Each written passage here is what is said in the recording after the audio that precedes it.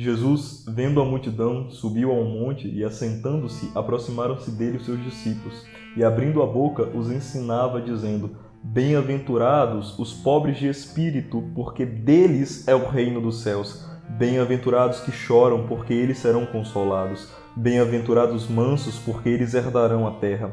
Bem-aventurados que têm fome e sede de justiça, porque eles serão fartos. Bem-aventurados os misericordiosos, porque eles alcançarão misericórdia. Bem-aventurados os limpos de coração, porque eles verão a Deus. Bem-aventurados os pacificadores, porque eles serão chamados filhos de Deus. Bem-aventurados que sofrem perseguição por causa da justiça, porque deles é o reino dos céus. Bem-aventurados sois vós, quando vos injuriarem e perseguirem, e mentindo disserem todo o mal contra vós por minha causa. Exultai e alegrai-vos, porque grande é o vosso galardão nos céus, porque assim perseguiram os profetas que foram antes de vós. Esse trecho que nós acabamos de ler, das bem-aventuranças que Jesus pronunciou durante o Sermão do Monte, a princípio ele parece contraditório. Felizes são os que choram, felizes são os que sofrem, felizes são aqueles que têm fome. Entretanto, para a gente entender o discurso de Jesus e entendermos a profundidade das suas afirmações, é necessário conhecermos duas maneiras de pensar a respeito da felicidade, duas categorias de pensamento que estavam presentes no contexto histórico no qual Jesus estava inserido. A primeira delas é o pensamento do judeu, o povo ao qual Cristo pertencia. Para o judeu, a felicidade está em estar próximo de Deus. A religião judaica comum não distingue santidade e felicidade. A gente pode ver isso, por exemplo, no Salmo 128, verso 1, onde o salmista diz: Feliz aquele que teme ao Senhor e anda nos seus caminhos. Em Isaías, capítulo 12, verso 6, o profeta diz: Exulta e canta de gozo, ó habitante de Sião, porque grande é o Santo de Israel no meio de ti. Ou seja, para o judeu, a presença de Deus no meio do seu povo garante a bem-aventurança. Por consequência, quando um judeu passa por algum tipo de sofrimento, qual é a primeira coisa que ele poderia pensar? Deus me abandonou. Porque se a presença de Deus me garante uma vida bem-aventurada, quando algum sofrimento advém sobre mim, só pode ser porque a divindade não se faz mais presente em minha vida. Esse é o motivo, inclusive, pelo qual muitos judeus se entregaram à idolatria. Porque se o Deus de Israel não está resolvendo o meu problema, bora ver, se os outros deuses não resolvem. Vai ver, a gente está cultuando o Deus errado. Bora começar a adorar Baal e Moloque para ver se a nossa vida não melhora, O judeu é aquele que se entristece em meio às tribulações ao imaginar que a sua desgraça advém de Deus ter se afastado de Israel. Mas essa convicção nem sempre é verdadeira. Esse não era o caso de Jó, por exemplo. Jó não sofreu porque Deus havia se afastado dele. Mas durante todo o livro, Jó procura uma causa para o seu sofrimento e a única resposta que lhe parece razoável é: Deus se afastou de mim. Jó não deixou de acreditar em Deus e muito menos deixou de acreditar que Deus era poderoso para o livrar. Inclusive, durante todo o livro de Jó, as personagens da história se referem a Deus como o Todo-Poderoso, aquele que pode todas as coisas, inclusive me tirar desse sofrimento. Mas Jó, erroneamente, chegou à conclusão de que ele estava sofrendo por causa de Deus o haver abandonado. Porque para o judeu, a presença de Deus precisa garantir a felicidade.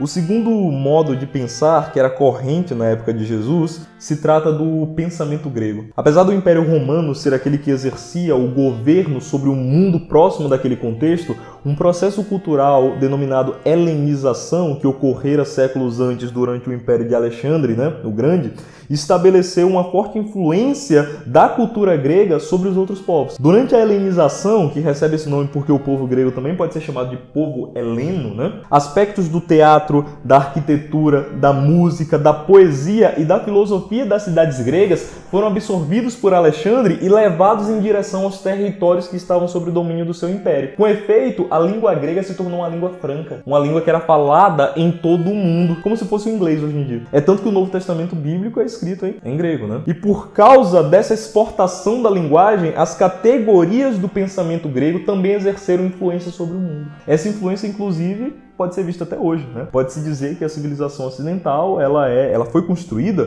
pela fé judaico-cristã, pelo direito romano e pela filosofia grega, né? Agora veja, os gregos distinguiam a felicidade em pelo menos duas. Existem duas palavras gregas, né, que servem para se referir à felicidade. A primeira delas é eudaimonia, que significa um estado de espírito no qual o homem é capaz de suportar as adversidades da vida por intermédio das virtudes. Nas palavras de Aristóteles, abre aspas, mesmo desfrutando vantagens bastante moderadas, pode-se proceder virtuosamente, e é suficiente que tenhamos o necessário para isso, pois a vida do homem que age de acordo com a virtude será feliz. Ou seja, as virtudes capacitam o ser humano a suportar as adversidades da vida, as vicissitudes, e o homem capaz de suportar as adversidades da vida atingirá um grau de felicidade que é a eudaimonia. A segunda palavra que os gregos tinham para se referir à felicidade era makarios. Essa era utilizada para descrever somente a felicidade que pertencia aos deuses, né? A felicidade que pertencia somente aos deuses. Porque se para o homem mortal a felicidade consiste no suportar das vicissitudes que o afetam, os deuses, por sua vez, são felizes porque nenhuma vicissitude os pode afetar. Em outras palavras, os deuses são plenamente felizes porque no espírito deles não há nenhuma inconstância.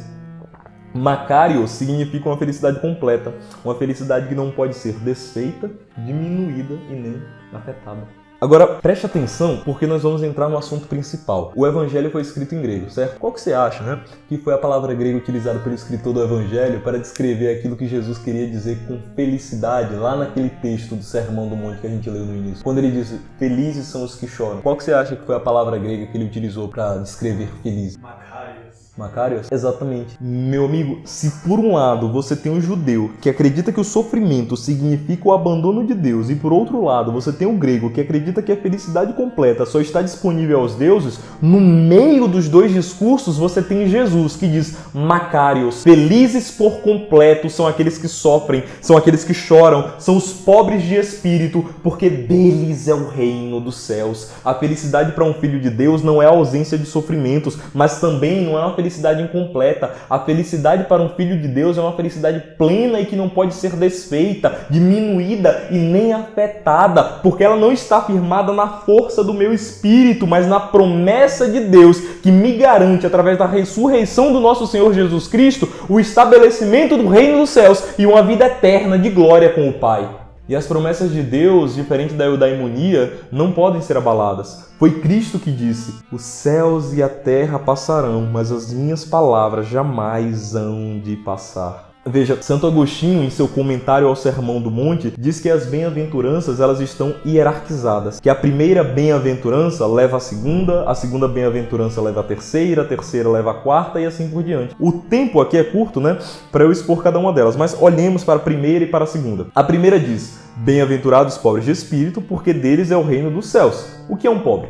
Um pobre é um necessitado, é alguém que necessita de algo e necessita de ajuda. Um pobre de espírito, portanto, é alguém que necessita de ajuda espiritual, né?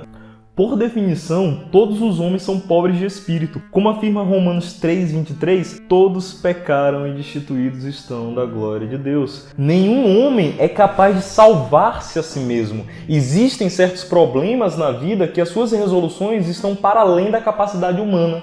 E o que acontece quando você encontra um problema que você não pode vencer? Você se entristece, você chora. Aqui está a relação entre a primeira e a segunda bem-aventurança. Quando um pobre de espírito se reconhece pobre de espírito, um necessitado de ajuda, porque não pode vencer através da sua própria força, primeira bem-aventurança, ele chora. Segunda bem-aventurança. O Filho de Deus olha para o seu problema, se lamenta e diz, eu não posso resolver. Mas é a esse que Jesus diz, teu é o reino dos céus, teu nome está escrito no livro da vida, você será consolado. A felicidade completa que Jesus oferece aos seus discípulos está firmada na esperança pela qual ele criou o mundo, na esperança pela qual ele veio, na esperança pela qual ele morreu e ressuscitou por nós, e na esperança de que ele voltará, enxugará as lágrimas da sua igreja e nos dará a vida eterna. Os que semeiam com lágrimas, com alegria colherão. Aquele que sai chorando enquanto lança a semente, voltará